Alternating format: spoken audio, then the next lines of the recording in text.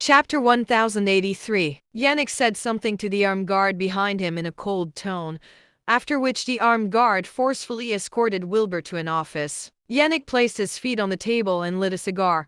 He said coldly, "I admire your combat skills, so I'm giving you this special opportunity. I hope you can appreciate it." "I will," said Wilbur nonchalantly. "Don't try to leave.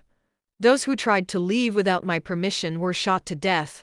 There will be no second chances." "Understood," said Wilbur. Yannick opened his drawer and took out ankle cuffs. He tossed it to his subordinates so that they would cuff Wilbur's ankles. Then he said, "The cuffs have a tracker, and it's rigged with explosives.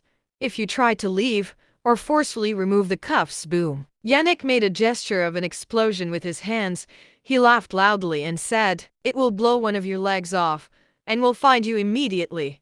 You saw what happened to those people. That could happen to you too." Wilbur nodded silently. "Also, don't be smug and think you're the only one who can fight here. We have powerful ambience-level cultivators here. The Muahud is also ruled by a sanctuary-level cultivator. Your lousy skill mean nothing here. Do you understand?" Wilbur nodded and replied, "Got it. Go. Chuck will show you around and tell you what to do," said Yannick coldly. An armed guard with a mustache tapped Wilbur on the shoulder. Wilbur followed him outside. Chuck led two subordinates and Wilbur to stroll around in the industrial park. He said, "You're assigned to night patrol. You need to lead two armed guards to patrol the industrial park. If you discover an escape, chase them down immediately. Shoot them dead if you can't catch them in time. You will die if any one of them gets away." Wilbur frowned and said, "We're all from Dasha. Isn't this too cruel?" "Cruel?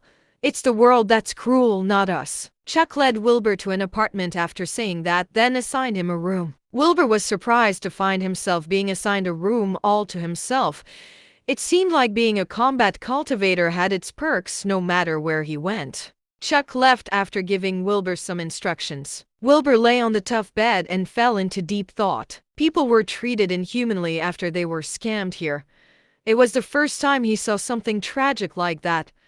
It was extremely dark and brutal. He sighed and shut his eyes to think. Evening came in the blink of an eye. Two armed guards came to report to him. Wilbur understood that they were his subordinates, but they were also there to keep an eye on him. He got up and followed them to patrol around the park. Nothing happened, and Chuck took over his shift after 12 o'clock, so Wilbur went back to his room to sleep. Wilbur immediately used his spirit energy when he returned to his room.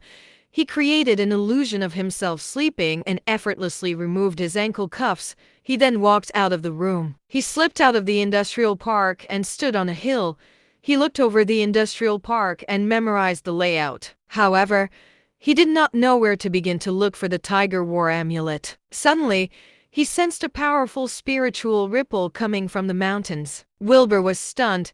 Then he quickly went toward it. Over half an hour later, he arrived at the highest hill. He saw a man in a long robe holding a longsword with a thin blade. The man slashed toward the moon in the sky. The wind instantly howled like a storm when he made the attack. The sharp blade energy made a howling sound when it slashed through the air. The attack went as far as 100 meters. The dark clouds in the sky were pushed away from the attack, revealing the bright moon behind it. Wilbur nodded in admiration. He assumed the man was an intermediate sanctuary-level cultivator. Suddenly, the man turned around and slashed at the huge rock which Wilbur was hiding behind. The wind howled and the sky dimmed. The hills seemed to freeze in time for a moment.